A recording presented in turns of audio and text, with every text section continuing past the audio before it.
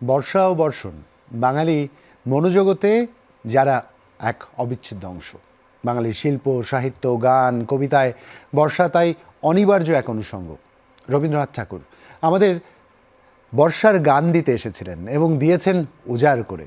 বৃষ্টি ও বর্ষা নিয়ে পৃথিবীর আর কোথাও এমন উৎসব নেই, এমন নিবেদনও নেই।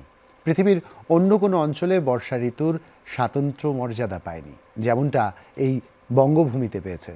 তাই তো আজকের এই আয়োজন আমরা কবিগুরুর বর্ষা বন্দনার জন্য উৎসর্গ করতে চাই। এ সম্বন্ধে আমরা জানবো এবং শুনবো। তাই স্টুডিওতে চমৎকার দুজন মানুষ উপস্থিত রয়েছেন। ডান থেকে পরিচয় করাতে চাই, আমাদের সাথে আছেন জিনাত ফেরদৌস ছবি, আরও আছেন রাতুল হালদার। স্বাগত দুজনকেই। তবলায় আছেন রবীন্দ্রদা, আমার খুব পছন্দের একজন মানুষ। মিঠু ভাই আছেন গিটারে, কিবোর্ডে আছেন ফরহাদ ভাই। আপনাদেরকেও স্বাগত জানাতে চাই। এবং যদিও আমরা এই মুহূর্তে উদযাপন, উৎসব কিংবা বর্ষা ঘিরে কবিগুরুর যে বিরহের অভিব্যক্তি তা নিয়ে আলাপ করতে চাই, তবে আমাদের বাস্তব জীবনে তার প্রভাব একটু মনে করিয়ে দিতে চাই।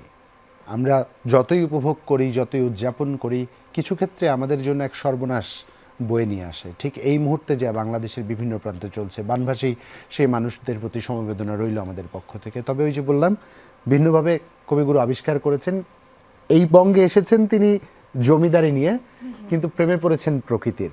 এটা আপনাদের কাছ থেকে শুনতে চাই। বর্ষার প্রেমে পড়েছেন, জিনাত আপার কাছ থেকে শুনি। রবীন্দ্রনাথ ঠাকুর তার দৃষ্টি দিয়ে এই বঙ্গের বর্ষা যেভাবে দেখেছেন তা পশ্চিমবঙ্গ থেকে আবার আলাদা। তিনি তার মতো করে ভিন্ন রকমভাবে ব্যাখ্যা করেছেন। এটা আপনার কাছ থেকে শুনি, কেমনভাবে আপনার কাছে রবীন্দ্রনাথের এই বর্ণনা ধরা দিয়েছে?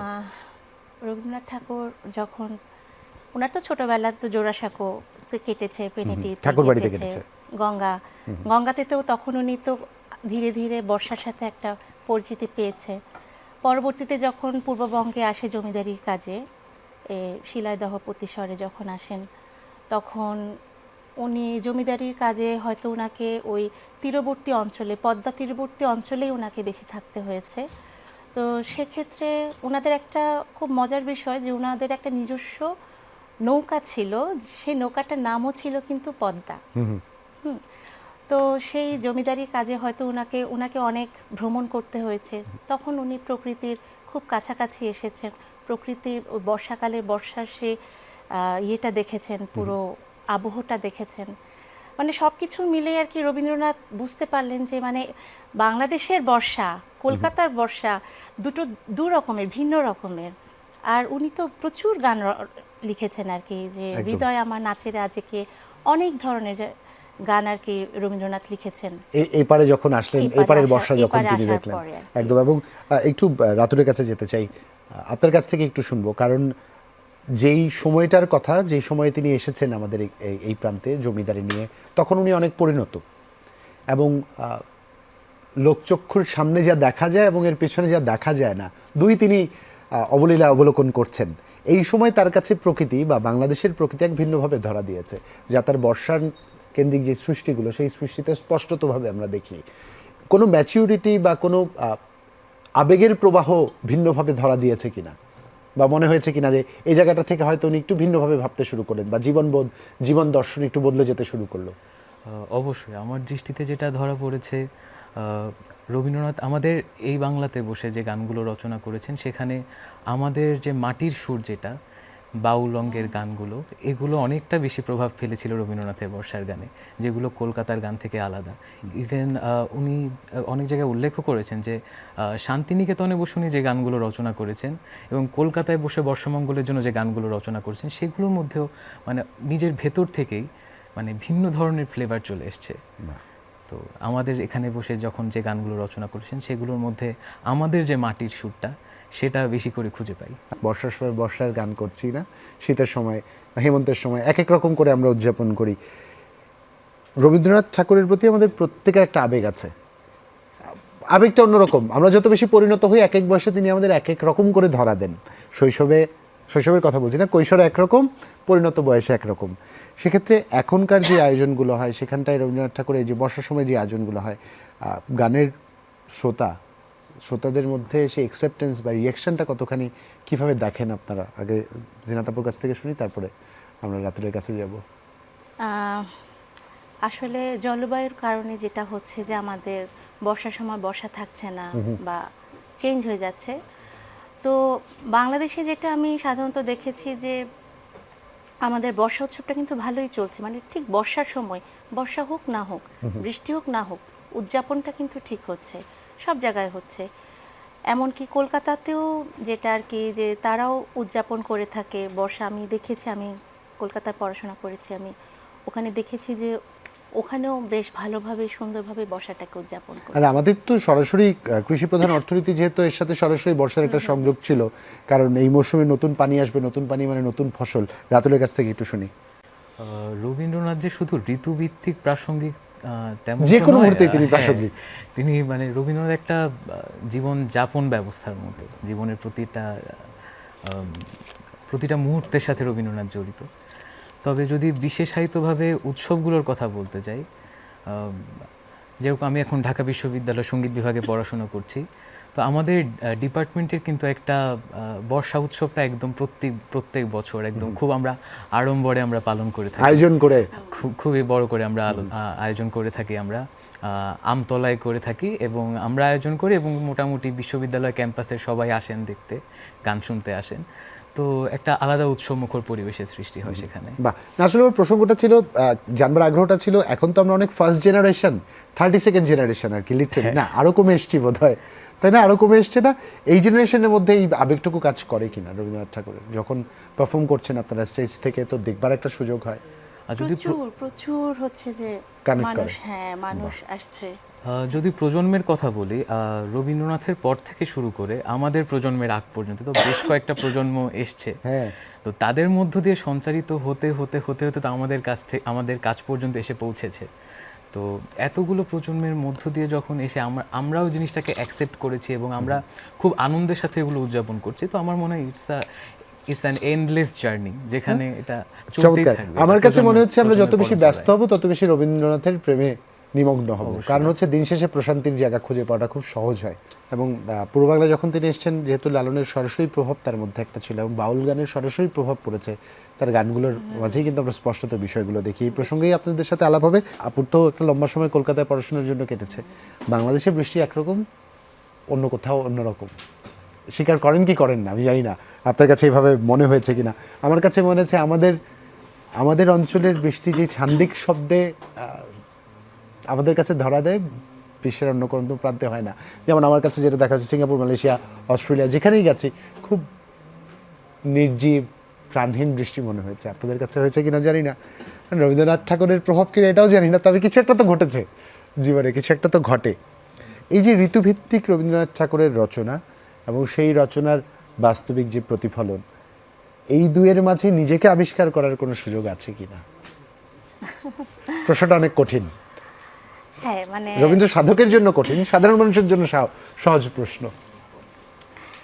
না, মানে বিষয়টা হচ্ছে যে কবি যে বর্ষাটাকে যেভাবে উনি ধারণ করেছে, হ্যাঁ, তো স্বাভাবিক অর্থে সাধারণ মানুষের কাছে কিন্তু এই ধারণ ক্ষমতাটা খুব কম।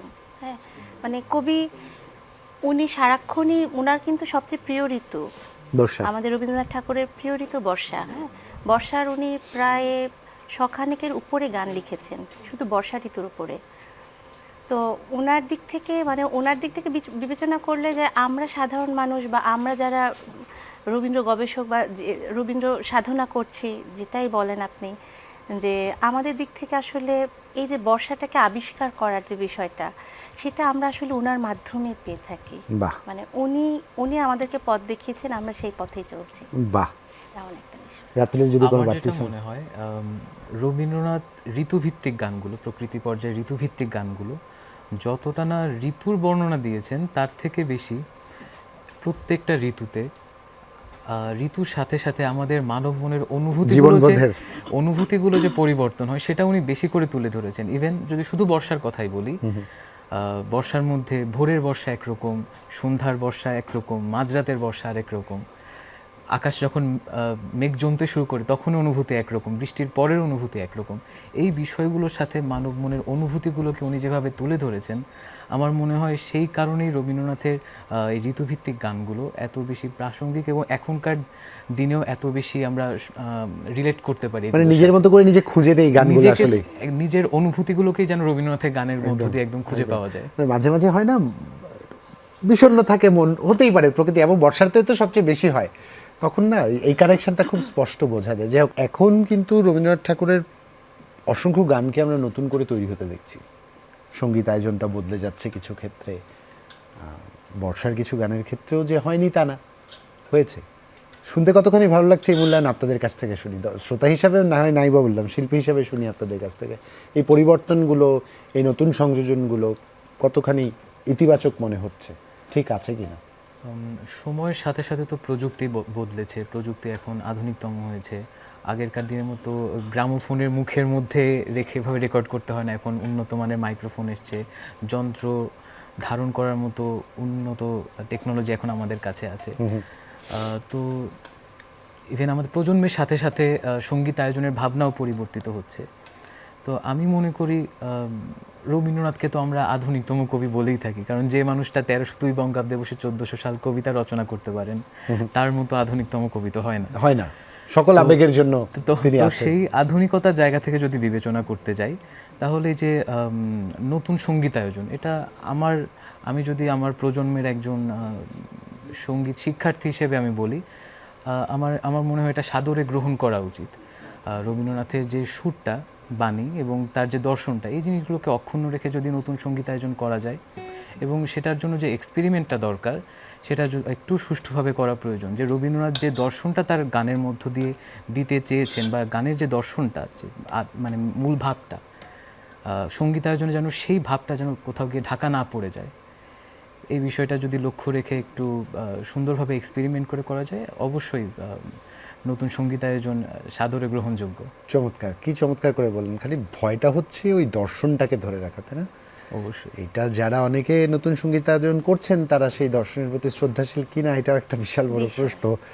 যাই হোক, আরেকটা গান শুনবার এখনো বাকি আছে আমার, তার আগে একটু দর্শকদের কাছ থেকে আমি বিদায় নিতে চাই। দর্শক, বাড়ি বসে যারা দেখছেন এবং শুনছেন, অনেকের কিছুটা তির্যক মনে হতেই পারে যে বর্ষা এই মুহূর্তে আমাদের সবচেয়ে বেশি ভোগান্তিতে ফেলেছে, কেন এই চর্চার মাঝে তাকে জায়গা দিচ্ছি।